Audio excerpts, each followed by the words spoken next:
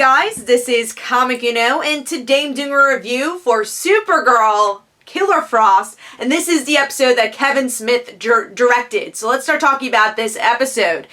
So here we get to see, finally, this whole Caitlin Killer Frost story come to a head. So, is Caitlin evil? That's kind of what this whole episode explores, and by the end, Barry's able to convince Caitlin, to go back to the light side, and she wears the cuffs again. She's Caitlin, you know, she's normal Caitlin.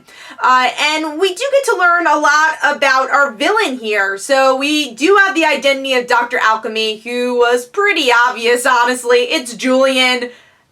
I feel like we all guessed that. I was not surprised by that ending. And yes, Savitar is our main villain, where we get to learn a little bit more about him, that he's this godlike creature. I'm personally not a big fan of having another speedster villain. I'm hoping they do something different. I mean, I like the idea that he thinks he's a god and he has all these little disciples, but I still don't know how to feel about another speedster, even though he looks really cool. I will say that. He looked really cool, and the battle kind of seemed very cool.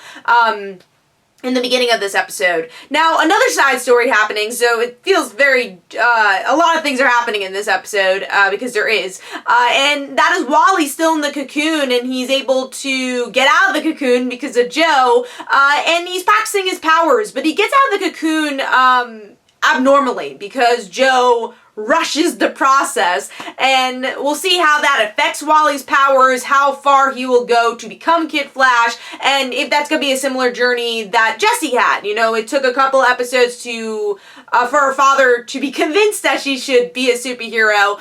Will this be kind of the same journey that Joe and Wally will have in the future episodes, probably after the crossover?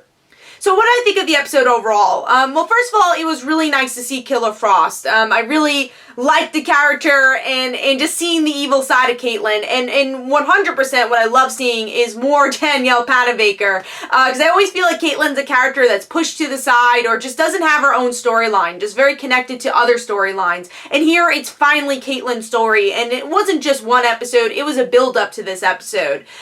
So I liked it a lot up until the end, because as much as I like that we have our old Caitlin, I wouldn't want her to be just Killer Frost.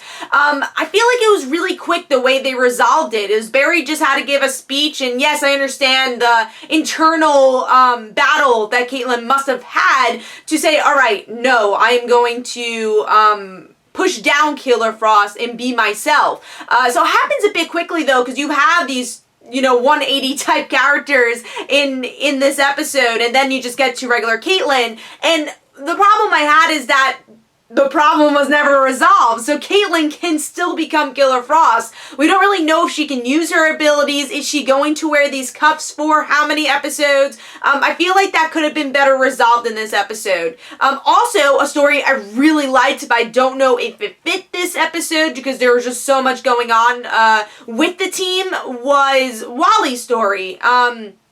I loved his story, and I can't wait to see him as Kid Flash, but it felt a bit cluttered because you're focusing on two really important characters of the Flash family. Throw in Cisco's story, which at least Cisco's story connected to Caitlin, so that was a little better. But I understand Wally was kind of used just to say that Caitlin could turn back to Caitlin. That was kind of this plot device thing. But I feel like that could have been two different episodes.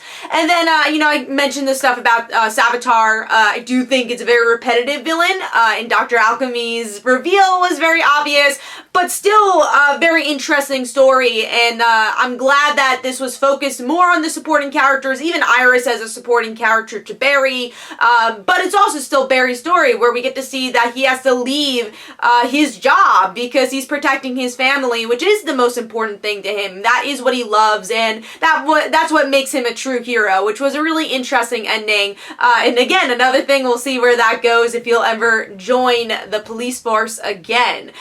So I liked this episode. Again, I had some problems with it, but overall it was a good episode. Let me know in the comments below what you thought. This is Comic Uno. Don't forget to follow me on Twitter. Don't forget to like my Facebook page. Also, in the description below, there are links for my comic book, Like Father, Like Daughter, and don't forget to like the Facebook page of Like Father, Like Daughter, and I'll see you guys later. Bye.